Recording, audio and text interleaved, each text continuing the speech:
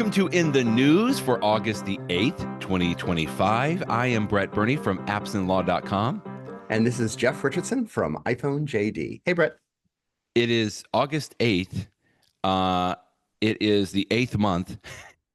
And for anybody that's counting, Jeff, this is our 208th episode.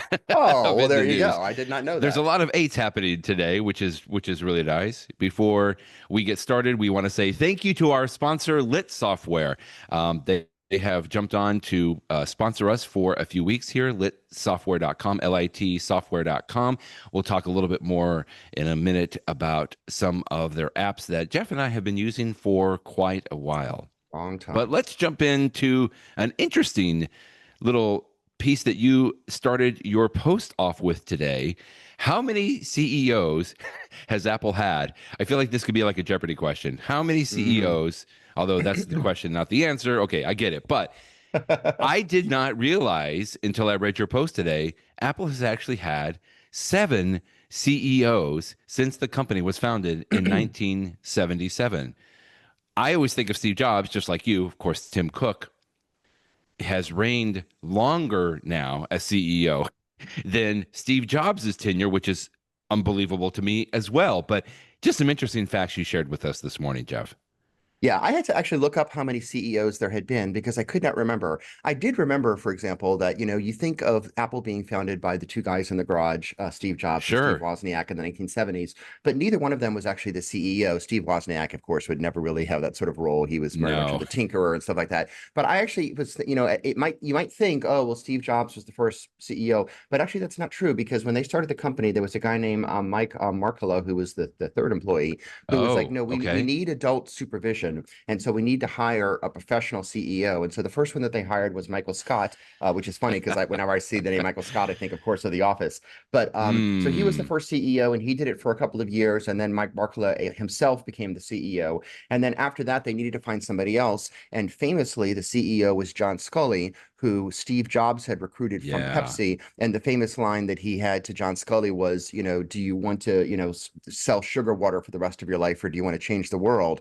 Now, ironically, although he recruited John Sculley to come, and Sculley was the CEO for 10 years, Sculley was eventually the person that kicked Steve Jobs out of the company for a number of reasons. And then Steve Jobs went on to found Next Computer, which of course Apple then bought back in the 1990s and stuff like that. After Sculley, one of Sculley's things that he was known for was he really liked the idea of a PDA. The Newton came out. He really thought that was going to be the future. Clearly, history has shown he was right, given the iPhone. It's just that it was so early back then that the technology wasn't quite there for it. And then Michael Spindler was a horrible CEO, did not do a very good job at all. Gil Amelio was even worse. The only good thing that Gil Amelio did was just made the decision to get Next and Steve Jobs back in the company. And, Gil himself sort of refers to that, when he would talk in later years, that was his claim to fame. But he was boring to listen to, and people had bad thoughts about him. But then after those 2 years, then Steve Jobs came in. And initially in 97, he said that he was not going to be the CEO, but he was going to just be an interim CEO, the CEO, until they could find somebody to run the company. And he did that for about 3 years. And then in 2000 at the Macworld conference in San Francisco, he said, you know what? I'm dropping the letter I. I'm just the CEO. And so, that rise under Steve Jobs from 97, he comes into the company, they come out with the iMac. Then after that, it was the iPod, then it was the iPhone and everything else. That range from 97 to 2011 was just amazing. So huge that in my mind, between Steve Jobs being the founder, although he technically wasn't the CEO, and that incredible period of time that he was there, I just think of Steve Jobs being Apple's CEO. I mean, my brain still says, oh, Tim Cook's the new guy. Tim Cook's just the guy that, was after Steve. So anyway, so with that little brief walk down memory lane, that's why it was amazing that Tim Cook, is now just a few days more, but it'll get more every day. He has been the CEO more than Steve Jobs. And, obviously, he came in because Steve Jobs got sick. We all know that, and eventually, passed away from pancreatic cancer. But, Steve Jobs was known for a lot of things, good, bad, and otherwise, certainly innovation. And he had that just great sense of what was a good product and how to make things a good product.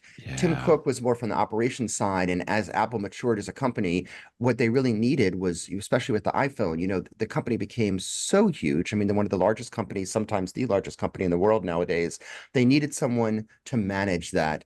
And Cook has done just an amazing job between the financial stuff, supplies, getting things made on time. Nowadays, of course, with the world politics, including our own country, with politics and stuff, I think he is the right CEO for this phase of Apple's life. But he is 64 years old. He'll be 65 this I think his birthday's in maybe November or something. So you do wonder Wow. what the future is going to be. I don't know how much longer he'll want the job. Um, I hope he sticks around for the next couple of years, but Apple has got to be thinking about what's next. You mentioned the politics side, and we're not going to go down there, but Hmm. maybe after this, Tim Cook could start making trophies out of Corning glass and 24 karat gold. I'm sure you saw that story. Tim Cook Yes, was just at indeed. the White House providing.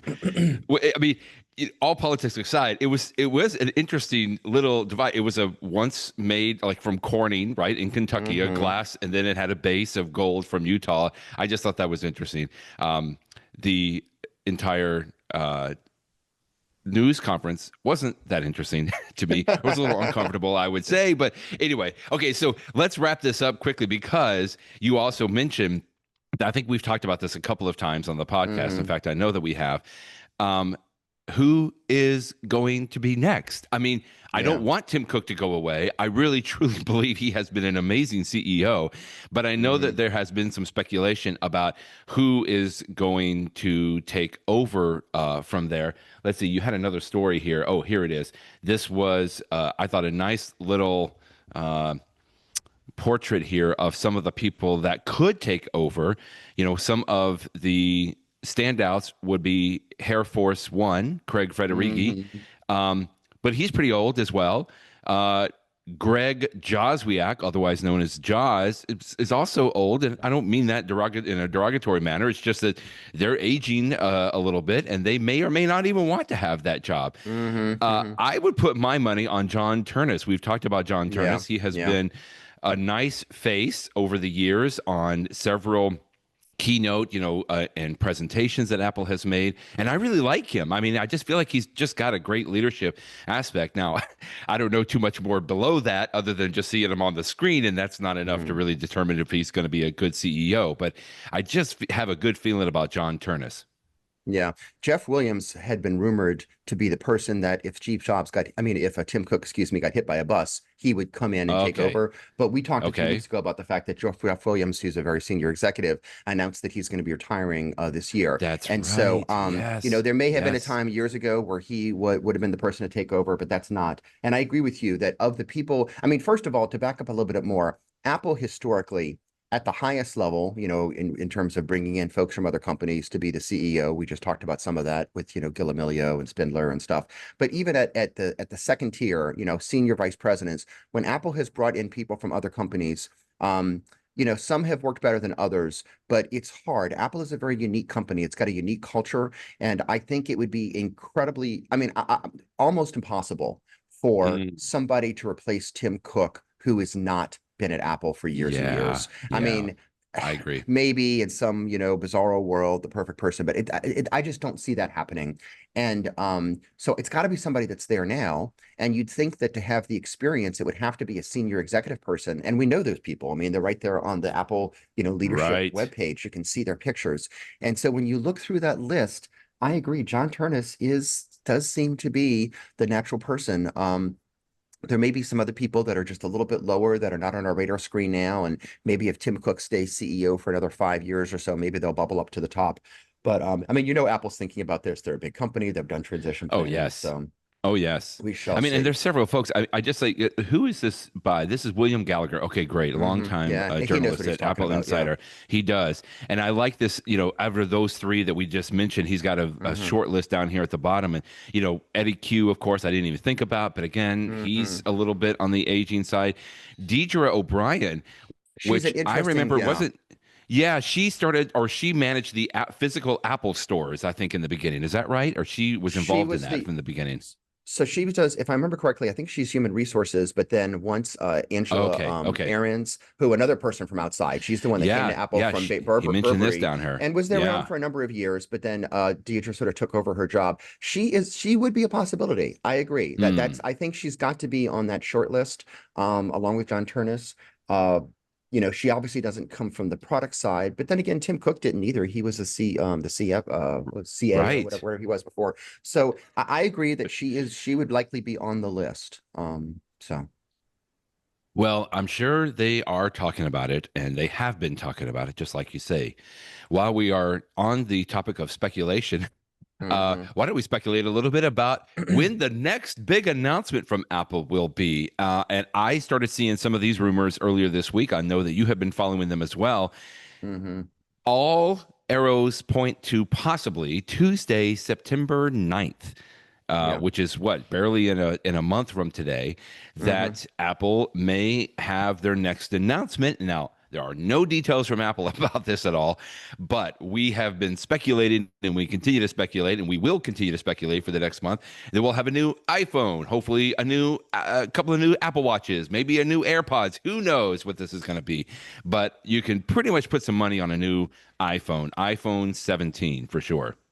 Yeah. I mean, there's no question that Apple loves to announce these things in the first 2 weeks of September. So that much, unless there's something like, global pandemic hit COVID, unless there's really extraordinary circumstances, it's going to be in Right. those first 2 weeks. And I did the math on this in a post. Yeah, you just brought it up about a year Yeah, ago, yeah. where you can look, Apple is a You can creature look of ahead. habit, and you can go Uh-huh. back almost 15 years and you can see that Apple loves to have it in early September, and they look at the calendar, and on the years where Labor Day occurs really early, September 4th or later, it would be the Tuesday of the following week, and if Labor Day is a little bit later, then it'll be right Oh. after. So I mean, you can do that math, and you can say this is the date that it would likely be, and that gets you to September 9th this year. Now, last year, it would have gotten you to September uh 10th, I believe. I think I did all this math Oh, last year. really? But Oh, and because it was a we actually Monday last we year. talked about Okay. this on the podcast, but there was a speculation that Apple wanted to change the date because there was the presidential debate, I think, between Kamala Harris and Trump or Oh, whatever it was. that's But right. for whatever reason, Yeah. last year was a little bit off, but it ended up being September 9th of last year. But if Apple returns to form, and I suspect that they will, both this year 2025 and next year 2026, September 9th Mm-hmm. would be the natural date. So Oh, again, nice. unless Okay. something unusual Okay. happens, that is Sure. my prediction. So mark your calendar today, mark your calendar for 2026 if you want I to already plan marked ahead. it. Apple usually announces this at the end of August, so I think we're just a few weeks away from the date. And again, like you say, that what Apple announces, it's always the iPhone, and then there's some other things that they often announce Mm-hmm. at the same time. But it will be, often AirPods, for example. There are things that there have been rumored that Apple might be doing, like a new Apple TV. I don't know if a new Apple TV device would be in a September announcement or maybe a little bit closer to Christmas. Who knows? For a long time now, there have been the rumors of this HomePod device with the screen. You would think if it's going to come out this year, Apple would want it out before Christmas, but that doesn't have to be September. I mean, that could be an October or maybe even November announcement. But the iPhone for sure is the big thing. And as we've talked in Right. previous podcasts, I think that, the rumor, of course, is that Apple is going to come out with a really thin. I mean, of course, it's going to have new versions of the iPhones we know and love, but the thing that's new and shiny will be a thin version this year, and that will set the Mm. stage for 2026 for them to have a version that is not only thin but able to fold and open up into something about the size of an iPad mini and close down. So if So you interesting. or your loved ones are thinking about getting new iPhones, keep this in mind. Don't get an iPhone Hold off a month. don't get one this week. They're going to probably, in fact, I literally had somebody in my office say yesterday, I think it's time for a new iPhone. I'm like, well, good thought.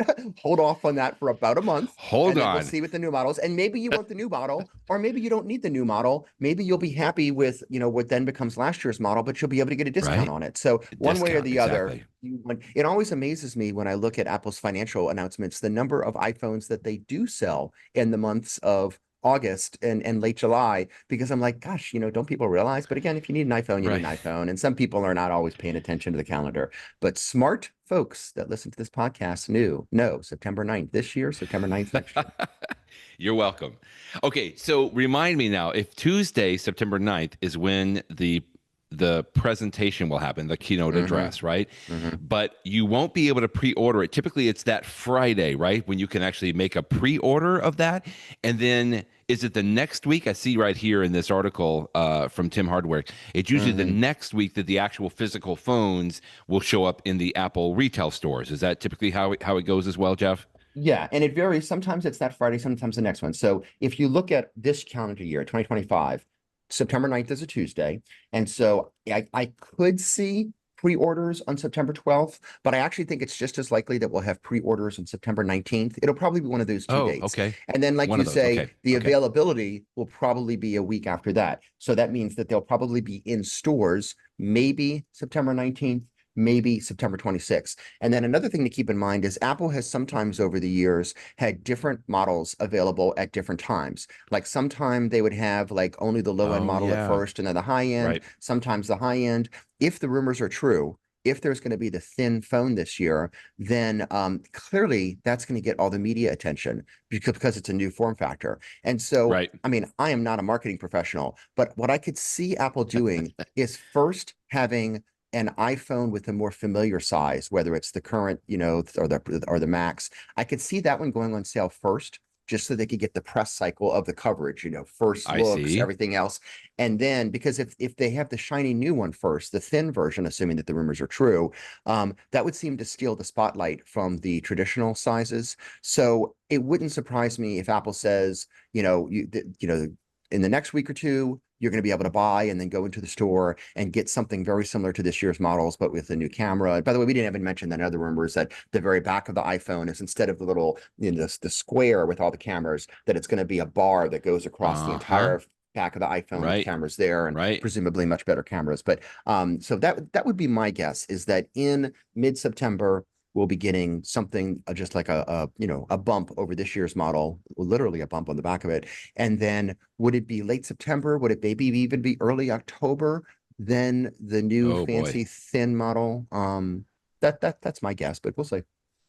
Well, Tim Hardwick in this article mentions, because again, Apple, creature of habit on this, they will send a press invitation about a week before that event. So we may not know if September 9th is correct until about September the 2nd, when theoretically when those emails will come out. And even us normal non-journalist people will typically get an email, like Apple will say, hey, something's coming up, if you subscribe to their, I don't think you have to be a developer or anything, but typically their new newsletter or email will come out on that.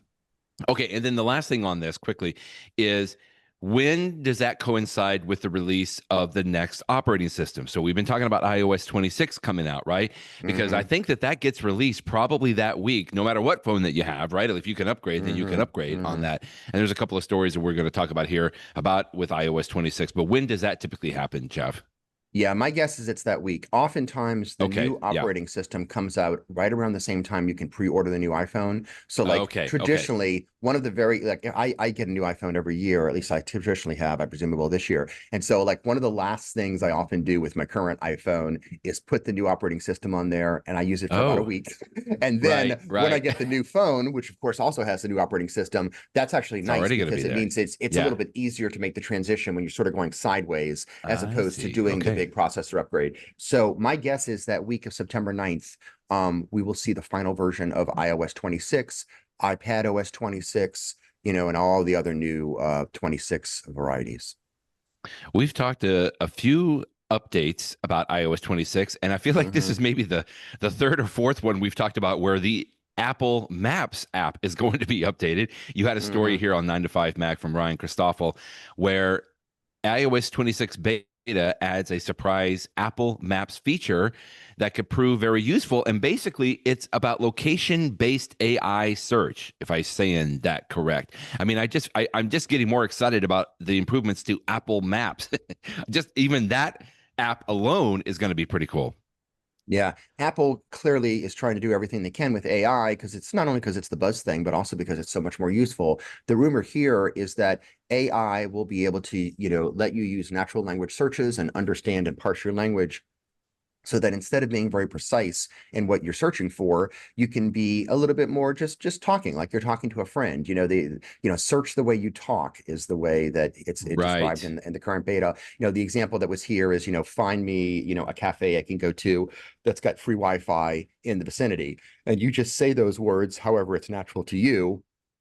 The Maps Right. app will understand it, and it will do the complicated searches of, first of all, I need to figure out where you're located. Second of all, I Right. need to find some places you can get coffee around here. Third of all, which one of those advertise that they have free Wi-Fi, which is most of them, of course. But if that's something that's advertised in, something about the Yelp description or something like that. So it's Yeah. doing a Right. couple of different Right. steps, and then it's returning you a result. And this is a very simple version of the thing that's all the buzz in AI nowadays is agentic AIs, agents. The idea that you can just tell the AI the end result that you want, and it will go through the different steps to do it. I mean, I know as a lawyer, this is sort of the new thing that, a lot of the tools that lawyers use, Westlaw, Harvey, all these other ones, Lexis, Fastcase and AI, they're coming Right. up with, we have AIs now. That's still the new thing, but the next step is to put together a couple different steps. And so you can just tell it what you want, and it goes through the steps to put it together to Right. do it for you.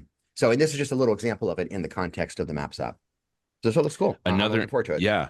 Yeah, definitely. Another quick little update that you mentioned. This is, I think of it as CarPlay, but it's actually iOS 26 because that's how CarPlay is going to work, right, with your phone. Right. But I'm very happy about this. If you're driving down the road, and I think Ryan Christoffel mentions this, and you're following the map, which I'm doing almost all the time, or watching the map, all of a sudden I get a phone call.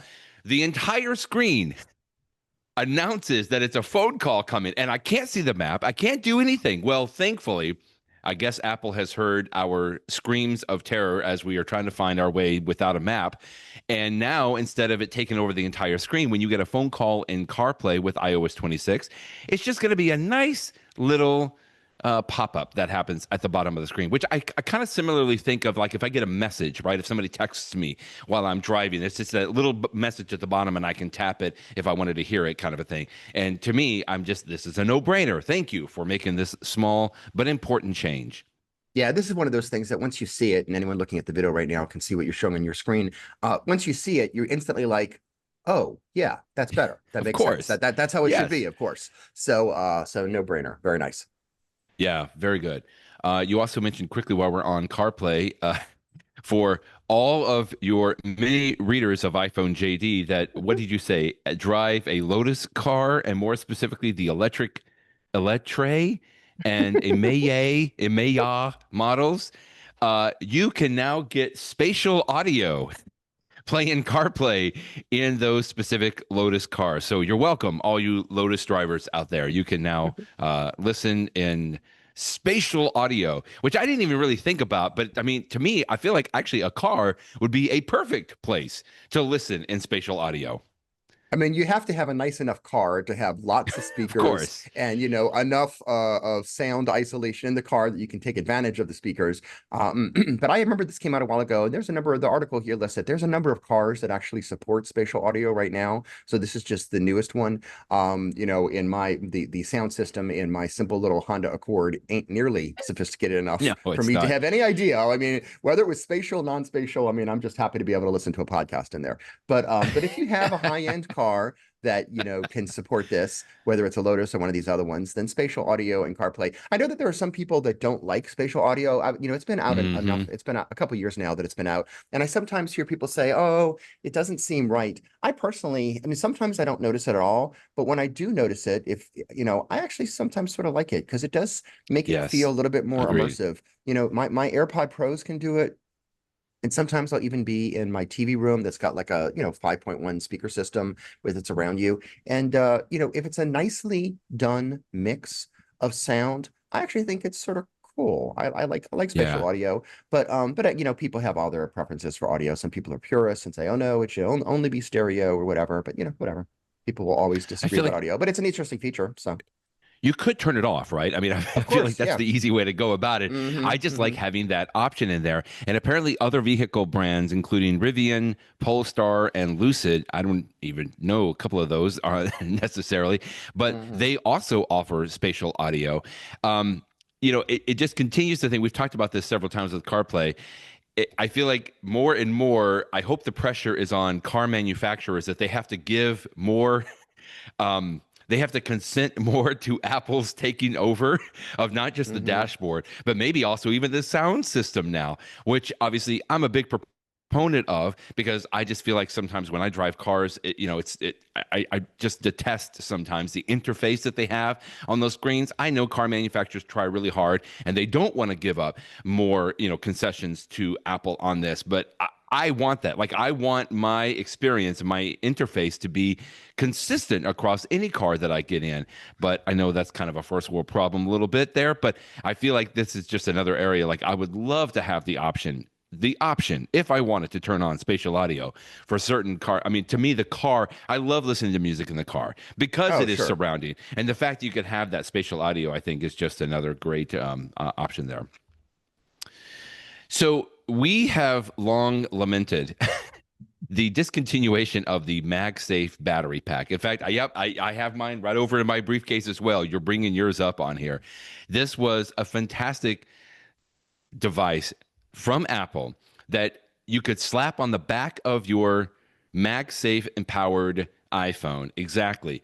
Magnetized, it fit beautifully on there. And in fact, I heard people talk about this. That you don't necessarily think of it as a battery to keep your iPhone, to charge your iPhone. It's almost like it's really just to top off your iPhone at the end of the day. It's just that little additional thing. Like, this isn't going to charge your iPhone for an entire day, but it certainly is going to make sure you can get it for another 2, 3, 4 hours. I like it so much, just like you, Jeff. I still have mine. In fact, it's the only thing in my entire briefcase that still requires a lightning charging cable. Right, And right, so I right. still Yeah. carry one just for that reason. I don't know why Apple did not create one that has USB-C just like everything else, but thankfully you found an alternative device that we could look at instead. And I'm pretty curious about this little Belkin Boost Charge Pro magnetic power bank G2. That's a mouthful of a product, but thank you, Belkin, for at least giving us another option here to the long, sad, gone MagSafe battery pack from Apple. Yeah, I love this form factor, the MagSafe one specifically, because I mean the thing it's so tiny, it weighs nothing. And Yeah. although with my current iPhone with the Max, I mean I've got so much battery life, it's fine. But there have been times where, for whatever reason I've been using a lot. Maybe my cellular connection has not been great, and so that the battery has been going down more than normal. And you're just like, I'm heading off somewhere and I just want to make sure I'm going to be good for battery life. Yeah. And I could just throw this thing in my pocket. I don't even feel it, and then just slap it on the back of the phone. And like you say, it'll just give you that little bit of boost. And so I've had it for a long With time no and I really cable. like it. It doesn't Yeah, no require a cable cable. or That's what I anything, love just about it. Yeah. connects via MagSafe. And it's so versatile because you can even, for charging purposes, you can stick it on your phone and you can charge your phone. It'll also charge the battery and vice versa. So a number of third parties have duplicated the form factor and come up with their own spins. This is just the latest one. I don't even know if it's a new one or something that Belkin's had for a while, because they have had things like this. But I thought it was an interesting review Right. from Simon Jerry at Macworld. This Belkin one is interesting because as you can see on the picture you're showing on your screen, at the very bottom of the Belkin version, it's got like a little line here, and that's a kickstand. It flips out, and so you can use it if you A want to have kickstand. Yeah, here's a picture of that. yeah, Look at that. if you want your That's iPhone to be nice. propped up a little bit. So, I guess that might be useful in certain circumstances. Why not, stick it on there? But the form factor is the key, and it's just nice. So if you're looking for, and again, I also have like the huge chargers, the big things that I carry with me when you want Sure. lots and lots of extra charge, but those are heavy. Sometimes you just want something super light that's just going to give you that little bit more of oomph.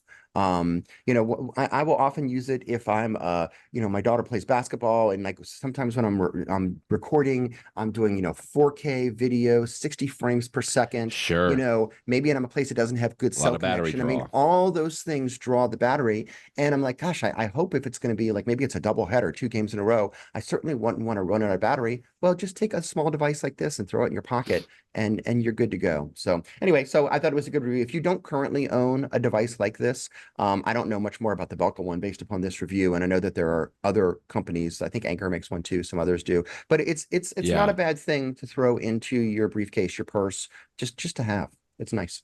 Like you said, there's been several third parties that have done that. I mean, some named third parties that we're familiar with, like Belkin and Anchor. There's been Hmm. many others on Amazon if you go and look, and I've tried a couple of Oh those, yeah, and I got to I tell remember you, that. Yeah. the biggest difference for me, and it's not that big of a deal, but when you put the Apple MagSafe battery on the back, Jeff, the screen interacts with that. Like it'll pop on and it shows you, how much power is in there. Like I feel like it has a little bit more interaction with the battery. I don't know. I certainly know with some of those knockoff brands, it did not interact with it in the same way. I don't know so much about the Belkin. If they do that, maybe they have something else that pops on there. But it Hmm. just felt like with the that's another reason I like the Apple one because I feel like that the battery, it told me immediately how much battery life was in that MagSafe battery when I That is a popped it nice onto the feature. back. Yeah. And I don't know, and I don't know that Simon Jerry talks about that here in Hmm. his review, if it does that. But I really did like that. That's why I kind of got rid of those others that I used, and I still keep that Apple MagSafe because I like that tiny little feature right there, which is nice. He also makes sure, I think this starts at $59.99. I'm trying to remember how much was that MagSafe when it first came out. I thought it was 100. It was $100, wasn't it? Yeah. It was Hmm. 99.99. I know I got mine for a little bit less than that because I think there was some sales or so through the years. But I mean, we've had ours for at least 2 or 3 years now at this point. Yeah. So anyway, might be interesting. Maybe time to look at uh, upgrading or changing. I mean, the Belkin has several different colors here, which is cool. I like this, the yellow and the pink and everything. Yeah, that's nice. We want to say thank you to our sponsor, Lit Software. So, you've heard Jeff and I talk about the Lit Software apps. The company has been around since 2010, the same year that the iPad was introduced. And that's important because the Lit software apps initially and only ran on the iPad. Today, they can actually run on the Mac, and it's really nice how those two can work together if you have a Mac and an iPad. But the company started off making the Trial Pad app, which is a presentation app. Obviously, you can tell by the name that it's meant for trial presentation for a hearing, a court hearing of some kind. But I always say, Jeff, don't get hung up on the trial part of TrialPad because you can use this app in a variety of amazing places where you just want to like zoom in or what we call a call out on a paragraph from a document, for example. You can highlight some text quickly. You can use your pen. Sometimes you can do some of that on like a PowerPoint presentation or a keynote presentation these days, but nowhere near as smooth and seamless as what you can do in TrialPad. Now, today, the Lit software suite includes the TrialPad app, Transcript Pad, Doc Review Pad, and now brand new, as of just maybe barely not even a year ago, Timeline Pad. If you want to create a really nice visual timeline, you can get these apps as an individual subscription, or you can also do the enterprise program, which we can talk a little bit about here. But why don't you go ahead and talk a little bit about some of these apps? I know that you use them probably at least weekly, if not daily, Jeff, because I know both of us will jump into these apps quite frequently. Yeah, sometimes we talk about cool apps for the iPhone or the iPad. We'll talk about like a little, $5 weather app or just something silly like that, or maybe like or even like a calendar program that you may pay, $40, $50 a year for. But then you have like the real robust software. And that's what this is. If you are a lawyer, especially if you are a litigator, you know that having a powerful tool just makes such a big difference. You need to have a robust legal research tool. You need to have robust things for working with documents and PDF files and everything else. The Lit suite, it is such. I mean, I can't rave about it enough. We've done it so much for getting things done. When I'm working with Right. depositions, when I'm working with trials, all of this sort of stuff. They just work. They've been around forever. They are constantly updated with new features. I mean, I use them with my practice. I use them for working with the discovery process and depositions and motions and getting ready for trial and everything else. It just works. It just works really well. And the nice thing, like you say, the enterprise program is particularly nice if you've got 10 or more users in your firm. We talked about it a little bit last week. It's nice because you can assign it to 10 users at your firm, but like that could change. So like if, later on this Yes. year, Right. one person isn't going to be using it anymore, but somebody else is going to be, you can reallocate it.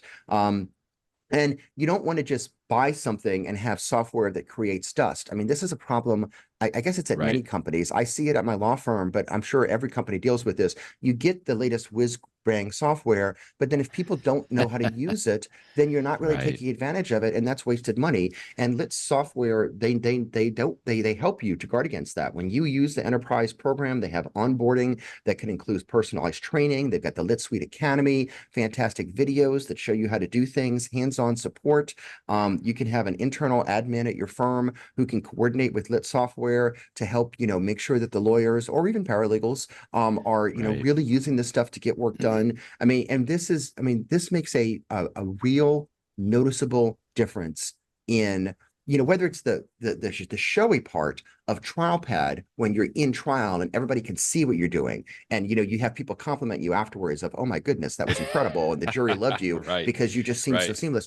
Or you have the more quiet behind the scenes stuff of working with timelines, working with depositions, working with documents. Those are the things that you can do with all of the apps in the program. So anyway, I would encourage you, if you work for a law firm, if you are a lawyer and you haven't taken a look at this, this is the time to do it. If you've got 10 or more folks at your firm that want to do it, you can get a discount. You can reach out directly to Lit Software, use the email of hello, HELLO, hello at Lit Software, LIT software.com, and they will guide you through the process of getting you set up with an enterprise program. And if you mention that you heard about it on the In the News podcast, just mention In the News somewhere in your email when you send that email to hello@litsoftware.com, and you will get an additional license for free. So if you pay for 10 people at your firm, you can actually get 11 people. So thanks to Lit Software for making this so easy. And again, this is powerful stuff that is going to make you, once you start using this stuff, you're like, wow, gosh, why wasn't I using this years ago? Just fantastic. Just going to quickly mention, because I know I get this question all the time. If you are a single person using this and you want to try it out, by the way, you will just go and download the suite, and it is usually and always actually tied to your Apple iCloud account. So in other words, just like any other app that you go to, you can have a subscription, and the subscription is tied to your iCloud account, your Apple ID. Now, by the way, you can do a 7-day completely free trial. You don't have to actually commit to anything. So I encourage folks that want to try this, go and do that. But what Jeff just said about the enterprise aspect is, I feel like Lit Software has really done some of the best job that I've seen of any professional apps, is that even though it is tied to Apple IDs, what you can do with the enterprise is, just like Jeff said, if somebody leaves or changes, you want to switch from one user to a different user. That's not really easy to do if those licenses are tied to Apple IDs. But the way that the enterprise session works here with Lit Software is that they can do it on the back end. Now, I don't go into all the details, but I'm just telling you, I've done this for many firms, for large companies that have a lot of these enterprise programs, and it is very easy. They do it on the back end. There's somebody that you actually have kind of a spreadsheet that you can track all of this. And I'm just telling people, because I get this question a lot, that it is easy to do, and it is great because the people that have used this enterprise program just really appreciate the fact that they can kind of, move these around, and not just to individuals. Sometimes there are firm iPads, right, that are not owned specifically by anyone, but you create these Apple IDs that can be used on the iPad, and then you can assign those licenses there. So I just wanted to reemphasize that, because I get that question all the time. And for any tech person listening, it actually also works with any mobile device management system, an MDM system. If you use that at your firm or your corporation, which many of them do, just know that it works perfectly fine in that. So yeah, thanks for Lit Software. hello@litsoftware.com. Send them an email. Let them know that you heard it from In the News, and that always helps us out. And we appreciate Lit Software being a sponsor. You can tell we really enjoy and appreciate their apps. Jeff, you are doing a service to the Apple community. Well, more specifically to the Apple Vision Pro community, because you keep an amazing list of Apple's immersive video content on iPhone JD. I don't know that anybody else is really doing this. Maybe somebody else has done it because you started doing it, but I just appreciate the fact that you keep this updated.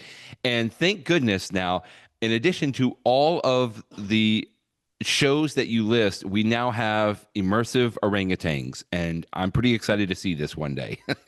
Yeah, I heard about a week or two ago that Apple was coming out with this episode. One of the series they have on the Apple Vision Pro is called, I think it's called Wildlife.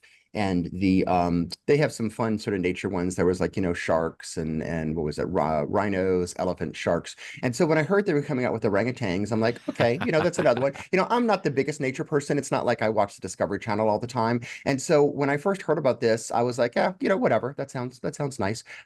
But last night I had put together this post and I was about to hit publish, and I was like, you know what? I'm going to go downstairs and put on my Vision Pro because I want to say it came out at like 11 p.m. Central or whatever it was, but it was close to midnight. I was almost ready for bed, and I was like, let me just go watch this thing. It's about 10 minutes long, and I was blown away. It was so good. I'm like, By the wow. orangutans? I That's I did great. not expect to be so enthralled by the orangutans. It's this really cool. There's this island in Southeast Asia called Borneo. That's I think it's Borneo, yeah. like a couple different countries that have different parts of the islands. I think Indonesia has this part of it, but it's this wildlife place for orangutans that need rehabilitation, and so they work with these veterinarians that sort of help them get prepared for the wild to then be released back into the wild. But the orangutans, Brett, are so cute. I mean, they have these eyes and they look at you and they're like this close to your camera. They're right there in You're your right face. there. They are Wow. funny. They are playing with each other. They are wrestling around. There's big orangutans too. There's this one huge one that comes out that reminds me of the orangutan that was in the Planet of the Apes movie, who's like, the king of the jungle in Wow. this area. Okay. It Yeah. was just, again, as I mentioned in my post, whenever I go to the zoo, we have a great zoo here in New Orleans, and the primate exhibit is always interesting, but the orangutans are always particularly fun to watch because they look like Yeah. they're kids playing around, having fun. But you're like 50 feet, 100 feet away from them, right?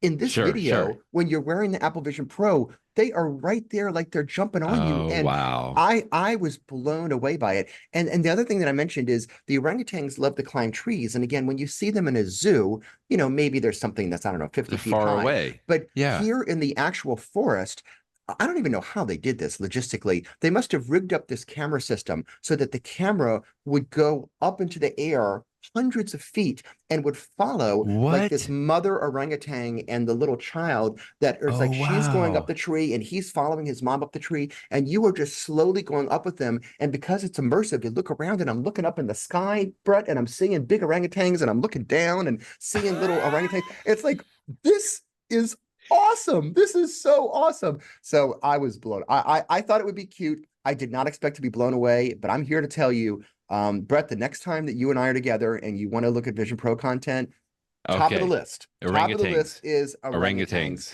Orangutans. And I don't know if they're going to show this one off at an Apple store, but if you go to an Apple store and look at the Vision Pro, tell them you want to see the orangutans, and maybe they'll let you watch a couple minutes of it. It was I, really, I really would just be I would be even more interested if they said that they actually gave the cameras to the orangutans. I mean, that to me would be the next step that they could do. uh, I want to go back to your page. This is great. iPhone JD slash, let's see, it's Apple Immersive, right? mm-hmm. iPhoneJD.com/Apple Immersive. Just all one word, no dashes or anything.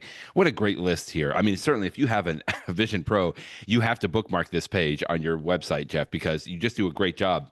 And I see that you do group them together because there is an adventure set. That was that highlining one. I remember I watched that one when we were That was together. awesome. Yeah. And that's really, really cool. Then they have a boundless group. They have the wildlife group, and that's where these orangutans, they've done rhinos, elephants, sharks, and now orangutans. Even just looking at this little cover picture here from Apple TV, I mean, I'm looking right at this orangutan, and I mean, this is just a picture, but I can only imagine, knowing what I know now, looking at an Apple Vision Pro, that would be really cool to see them up close like that. Good stuff. In the show, I mean, really, In the that was kind of show. in the show right there, in the show with orangutans. But let's talk about just quickly some of the fall lineup shows of Apple TV Plus. I have to just tell you, my wife and my daughter have been watching Ted Lasso. She had never seen it, and my wife is watching it again, and I'm kind of catching it, off to the side. And it's just fun to watch some of those episodes again. And I know that that's probably not coming in the fall, right? We're waiting for that, but No, no, there are no. several other shows that are expected to coming up in just maybe in a month or so. One of the ones that I'm most excited about, Slow Horses, of course, season 5. I can't believe it's season 5 already, but yay. I'm ready for that one already. Yeah. I mean, back in the world of network TV, when you and I were growing up, we would always look for, must-see TV in the fall, all the fall previews. Well, Oh, yes. nowadays in the streaming world, new shows come out throughout the year. So there's nothing special about the fall. But I feel like, just a part of my heart still thinks of the fall as though the new TV shows are coming out. And Yeah. so as we look forward to September and October and November, there's a nice list here of stuff that, returning things like the morning show, which has been good and stuff. But I mentioned the two that I'm particularly looking forward to. You just mentioned Slow Horses. That show is so fantastic. I Yeah. can't wait for the new season. That's going to be great fun. You and I talked about a week or two ago about this new one called Pluribus, which is from the folks that made Breaking Bad and Better Call Saul. And so that's going to be really good. I suspect it's going to be good. But there's other ones too. In fact, you just scroll past on this list here, the one that has Stiller and Mira. So of course, Ben Stiller does Yeah. Severance, and his parents were the Oh, infamous yeah. comedy Stiller and Miller. In fact, in that picture you're showing, that's Ben Stiller in the bottom left there in the corner, a very young Ben Stiller. So he grew up in the industry, and apparently George's father is the way I know. there you George go. Costanza's father. Yes, of course, of course. So, but apparently he put together a documentary about his parents who were just, Oh, such icons and so beloved in the industry. So that one might be, I mean, this is obviously a love letter to his parents, but it might be fun to watch. So that's a documentary that's coming out this fall. There's a bunch of things in the list, lots of them with huge stars that from other things that are coming out. So it's going to be fun. It's always nice to know that there is new things coming down the road. And and as a transition to, I just started last weekend. I was at I had a beach vacation last week, which I'm going to talk about in a second. I brought my Vision Pro, and one of the things that I did was one night I had some time and I watched the new series on Apple TV Plus that stars and was created by Jason Momoa, called oh Chief yeah. of Haven't War. started that yet. Yeah, Yeah, Chief you of haven't War. started. It's Yes. it's actually really interesting. It's almost an entirely a Polynesian cast. It's based upon a true story. It has to do with the islands of Hawaii back in, Okay. I'm gonna get the dates wrong here, the 1800s maybe, I don't know. But Right, like right. each of the islands in Hawaii, Oahu, Maui, Hawaii, they had their own chiefdom, their own sort of kingdoms. And then, there were some warring factions between them and stuff like that. And so Jason Sure. Momoa plays, one of those. Spoiler alert: he's not at the beginning, but I suspect he's going to become one of the big leaders. It's really Oh well yeah. done. I thought, I mean, the filming of it, I presume it was filmed in Hawaii. It's beautiful, as you can imagine. Filming in Hawaii, and in a time period where there's nothing, industrialized. You're really seeing the natural beauty of the islands and the water. It's really, really well done. Exciting. They speak in the language of whatever the original island speak was, so it's Oh, subtitled. really? So keep that in Okay. mind. Some people don't like subtitled shows, but this one actually works well, and it's not completely subtitled without any spoilers. I can already say that there's parts of it that are not going to be, but I think it's really well done. It's action, it's adventure, it's beautiful to watch. Yeah, there's the picture of it. Chief of War. So far, I'm enjoying it. I've seen the first two episodes, and I guess Okay. they dropped the Okay. first two episodes last week, and then episode 3, which I see is called City of Flowers, is, well, I guess it's available Mm-hmm. today. I could go home and watch it Today. tonight. So I would recommend it. I thought it was good. Yeah, and episode 4 is coming out next week. I mean, this is where, you were just talking about must see TV. We had to wait a week for the new episode, in the season. And now, I mean, we've talked about this before. Apple and several other streaming services will do something similar like that. They'll have a new episode I remember watching Severance, we had to do that. Hmm. Interesting. Speaking of Severance, this is, if you have not watched Severance, do not click on this video at the bottom of Jeff's post today. I cannot believe you did such a heinous thing and put this video at the bottom of your post today, Jeff, because it is so tempting to click play. Now, I have seen all episodes of Severance, and just like you said in your post today, it was a nice, fun little walk down memory lane on this to watch this interesting scene toward I forget what episode this was. It was in season 3 here, of course, but it was just or 2. Or it was interesting. Season 2. Yeah. Yeah, sorry, season 2. Season 3 is not yet. But it was interesting to kind of just watch this again, knowing what we know now, finishing season 2, to go back and watch this thing, which was really very, very pivotal, in that toward the end. But don't click play No if you have spoilers. not Yeah. seen Severance yet. No spoilers, but I will say, if you have seen it, you know what this scene is with the video camera, and the writers Yes. to come up with the idea of doing this scene, I'm like, oh, that is very Crazy. clever. And the Crazy. way that it was actually played out, I mean, when I saw this episode, I'm like, oh, this is so good. And so this YouTube clip that Apple dropped this week, I think it's only 3 minutes, so it's not the entire scene in That's question, right. That's but it right. shows the key part of it. And when It's I watched important. it last night, I'm like, oh, this just reminds. I mean, Oh, I yeah. watched this 3 minute clip, and I'm like, you know what? I just need to drop everything and rewatch all of season 2 again because Rewatch. such a good show. And I will, but before season 3 comes out, whenever that is, probably next year or the year afterwards, I will. I'm sure I will rewatch season 2, and I look forward to it. But Severance is, oh, great show. Great I show. remember watching the scene and getting stuck on the camera that he's using. Like, No, yeah. why not use it an iPhone? And of course, I don't know this weird dimension that all this takes place, but I'm looking at this and I'm like, I use things like this, like really, like how do you even know how to use it? I mean, there is a play button there. Anyway, I just thought that was interesting, flipping the screen around like he does. Anyway, that's very cool. No I'll say spoilers on one thing that, about but that. it was good. Yes, Technology in the show Severance is fascinating because there are certain aspects yes, of it. Of course, I mean, the whole premise of the show is incredibly futuristic, but they purposefully, in the alternative world in which Severance exists, like for example, all of the cars in Severance are old cars, and it's very just old. Yeah, as if that's just there's no mention. Of course, these are the cars that whoever it so they'll have new technology, they'll have old technology, and it's done purposefully, very purposefully, to give you very. sort of a Yeah. weird feeling of like, what is this world? It's just the show is so well crafted. I have nothing but respect for, we talk about the main people behind it, like Ben Stiller and Adam Scott and stuff, but Right. the people that just do set creation and costumes and the writers, oh, they're pros at the top of their game. I hope they get all the Emmys sometime soon when whatever that is. If you haven't watched it, go watch all the episodes, both seasons, before you go to Jeff's post today and click click play on Don't this. click play, yes. No spoilers. In the know. In the know. So it sounds like both of us were on a little bit of a vacation. I am actually up in Maine right now with my family, and we are in northern Maine where there are many, many, many, many lakes. And of course, it's the summertime in Maine, and everybody goes and swims in the lake. And so we did that yesterday. One of the uncles took us out on a boat, which was just absolutely amazing. But I always remember when I go swimming, which is admittedly not very often, that I want to wear my Apple Watch because it tracks, the fact that I'm exercising. I don't necessarily go into a swim mode, for the exercise. You could do that.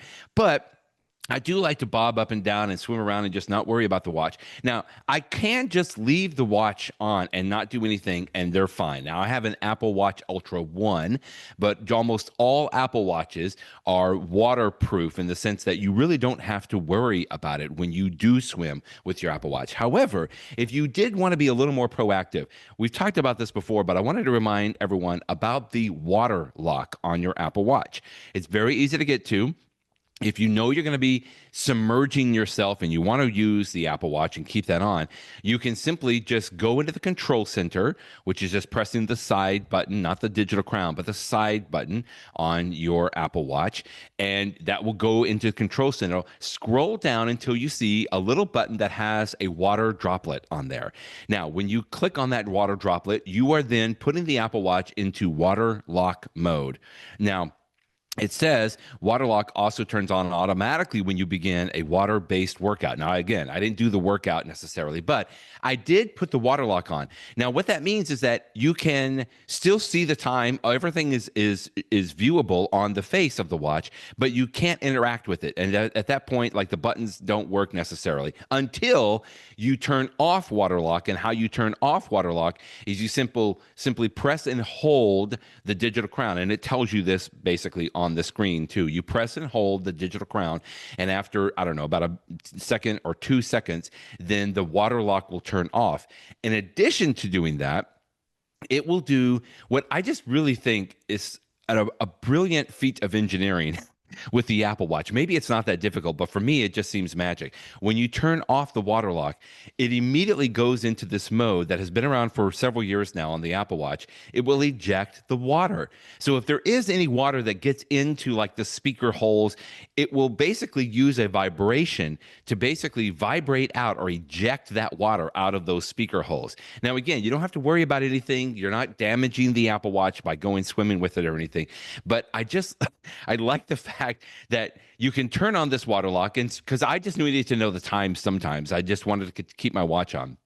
But at the end, you press and hold the digital crown to turn off water lock so that it works just normal. But it also does these eject water function, which to me is, again, just still amazing that this little watch can just do that engineering. And it really just plays that sound, and you can feel it buzzing on your wrist, and it just spits out all of that water that may have been, sitting inside the speaker. So that's water lock on the Apple Watch. Go into Control Center, turn that on if you're going to be swimming, and then at the end, you press and hold on the digital crown button to turn off water lock and eject all that water out of your Apple Watch. Often when we do these podcasts, Brett, you are at home in front of a green screen and you project something interesting behind you. But Yes. our viewers should know that you are not in front of a green screen right now. Those are actual antlers on the wall behind you. Those are not yours. That's right. But you are actually on vacation. I did not hunt that elk. It was one of my other uncles-in-laws, but it's huge. Yes, it is. It is quite the prize on the wall there. Is much bigger than your head. So you're on vacation now. I was on vacation last week. We had a great beach vacation. I got together with, 3 of my 4 siblings and their families and my cousin. Oh, a good. whole bunch of us at the beach. And so I had no idea you were going to talk about this tip with the water and the Apple Watch, because that's sort of a subset. At some point during my trip, I realized, especially for a beach vacation, but it could be true no matter where you are, summer, you're in the water. The Apple Watch was just so fantastic during my vacation last week. And I was just going to talk about some of the things that worked so well for me. One of the suggestions I had is, let me start with the water, since you talked about it. You mentioned turning on water lock. I noticed that with my Apple Watch Series 10, when I got into the swimming pool at the place that we were staying, it actually turned on automatically. So it did it for you automatically. Okay. I don't know. It maybe this has something to do with my watch has the depth thing. I noticed that, like, I'm in the swimming pool, and my arm is underwater, right, about like a foot underwater, and I see on the face of my Apple Watch that it is showing the app that is used for like scuba diving, and it tells me, your current depth is 1 foot underwater. And if I put my arm really low, it's like you are 2 feet underwater. Or if I go swimming underwater sort of across the pool and I come back, it said, you were underwater for 10 seconds and your deepest, depth was 4 feet or whatever it was in the swimming pool. But it's just sort of funny that, not really necessary information when you're in a swimming pool, more for scuba diving. But for me, it turned on automatically. And I don't know if it's because it sensed from the pressure that it was underwater, but it was nice. And so therefore it was protected, and I didn't have to worry about accidentally triggering something. And then when I was done swimming in the pool, I used the little tip that you had to turn it off. But, other things, just to mention that, having an Apple Watch on when you're swimming, whether you're in, the Gulf or the ocean or a pool or a pond, it's nice because you're not going to have your iPhone with you. But in case, like, since I had a whole bunch of family members with me, different people are texting saying, dinner is going to be at 6:30, or we're going to meet over here, or everybody comes, find us at the water slide, or whatever they had to say. And so it's nice that I could just glance down at my wrist, and just, even if I'm in the Gulf or in the water, I could see those alerts. And so that was totally useful to have my Apple Watch as my little buddy, as my guide for that. Another tip that I used is that oftentimes when I was on the beach on those bright sunny days, the watch face that I used was the Numero Duo watch face, numerals Duo, which is just really, really big numbers. And I just have it like a white on black background. And so you can see it, even when it's super bright outside. And although my Apple Watch has a pretty bright screen, and I think yours may even be even brighter. Certainly the Ultra 2 is even brighter. But with that watch face, it was super easy to see the numbers even when I was far away. And so that was nice. Yeah, there it is. Another thing that I found useful was weather. I have a little widget on the front of my Apple Watch at the very bottom. The one that I use is Carrot Weather, and I like it because if we were on the beach and there was actually some rain coming through, and I'm like, oh, I could see how dark the skies are, and the rain fortunately never lasts very long when I'm at the beach. But I'm like, how far away is this rain? And so I just, on my watch, I could just tap the little weather thing, and I could tap one button, and I could see a live weather map, and I could say, oh, I see where the storm is. It's about to come here, and I can see how big it is or how small it is.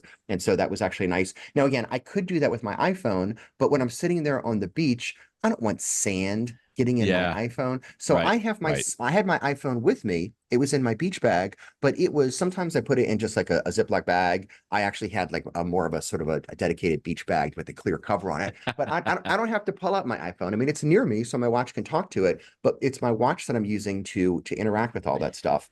Right. I mentioned text messages, but also emails. I mean, I wasn't trying to get work done, but I'm a lawyer professional, and sometimes you're there, and I have certain people that, clients and stuff like that, that I have as my VAPs, and I will get, my wrist will tap me if they send me a message. And it was nice to be able to just look at my watch, see what the email is. I could dictate a quick response to the email. I'll be back in the office on Thursday or whatever. Right. And so Right. it was nice to have easy access to my emails right there on my Apple Watch. That was great. The Find My feature was useful because when I was with a big group of people, I Oh, mentioned that yeah. somebody might send a text message of we're going, shopping or whatever. But sometimes it would be nice that I'm like, okay, no, I know that my daughter, my wife went shopping, and I could say, oh, okay, I can see that they're on their way back, and so I'm going to pack up from the beach so I can go meet them back at the condo. So the Find My app, because you can just see right there on your Apple Watch from a little map where they're Right. located. Media controls. I mean, I finished listening to a book at the beach. I mentioned it a few weeks ago. It was a book called Apple in China, which was a Oh, fantastic yeah. book. We talked about that. We Yeah. talked about that. I really loved it. It had a great ending too. Really, really good. I'm listening to the Audible app and I'm using my AirPods. And if I want to just play and pause, I can just, squeeze on my AirPods. But if I wanted to do something more sophisticated with either, I didn't do it too much with the audiobook, but if I was listening to the music or if I was listening to a podcast, sometimes I want to jump backwards or forwards. It's nice having the Apple Watch just as sort of the remote, because again, my iPhone was Yeah. packed away. So that was really nice. We talked about swimming. We talked about the on-water stuff. It was just amazing. That plus with my Apple Watch, I was wearing one of my solo loop bands that are sort of that polyester or whatever, so they could totally get wet. They Right. dry off Oh, instantly. yeah. Oh, sure. It was great. And the Apple Watch is dust resistant, sand resistant, water resistant. It was just fantastic. If mostly my iPhone was near me, but if it wasn't, if it was far away, because I have the cellular version, I could still get a text message and stuff, which was Right. nice. Right. It was just a nice little companion, and I loved it so much. So again, if you already have an Apple Watch, you probably know some of these tips, but Right. it's just a reminder that the Apple Watch is a great beach or other vacation companion. I loved it. A great swimming companion. And it's funny Hmm. you mentioned that. I did notice I turned on my water lock proactively, so I don't know if I had started swimming if it would come on automatically. But what I did notice is that when I did go down several feet, one time I was doing a dive, I looked at my Apple Watch and it did say, "Hey." It looks like you're going into a depth. Like it could automatically detect that I was in a Right. depth of a few feet, and it said, "Do you?" I think it was asking if I wanted to turn on a swimming workout or something along those Hmm. lines. So Hmm. maybe if I hadn't proactively turned on waterlock, that it would have automatically done that, or suggested to do that. But I just knew before I jumped in because it was a little chilly on the water, so it took my time getting in. But I just made sure that I turned it on proactively. So anyway, just a good thing on that. But man, yeah, that's so great to hear you talk about all the different options, because I don't even I take those for granted now. Like I just know that I'm going to always be in touch and have access to like text messages, the weather and everything else. So that's good. Good reminders on that. We just want to say thank you again to Lit Software for our sponsorship today. We appreciate the fact that they are supporting us, and we appreciate the fact that they continue to put out some excellent apps. Trial Pad, Transcript Pad. If you have any questions, you always feel free to email us, but you can also send an email to hello@litsoftware.com and let them know that you heard about their apps on the In the News podcast. Exciting times, Jeff. Thanks as always for being with us, and we'll talk with you next week. Thanks, Brett. Bye bye, everybody.